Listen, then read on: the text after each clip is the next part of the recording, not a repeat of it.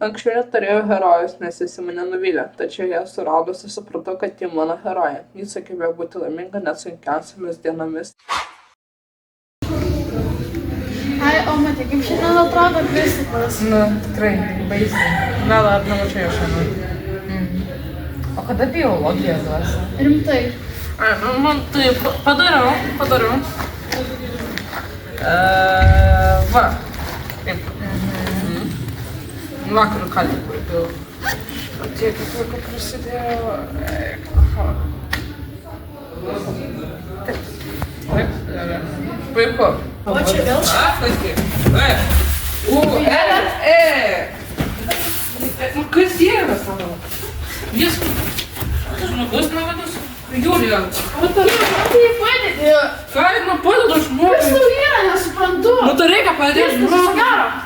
Išeinu. Ką?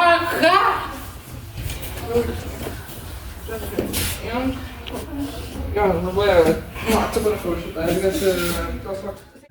Jo, tai kada matematiką atnešiu? Jo, realiai. Jinai taip užmisa, tokia pikta. Ir niekada mums įrašo dvejetus, jeigu tu nepadarai namų darbus. Jo, jau labai lenda, žinau. Tikrai. Nu, tai padarysim kažkada, man dabar tiesiog... Nu, reikia kuo greičiau. Nu, matematikos nėra, nu... Nu, taigi girdai, kai mus ten tardo tą matematikos mokytoją. Jo, padarysi, aš tavo keršysiu. Bet... Tu man atneši rytoj. Žiūrėsim.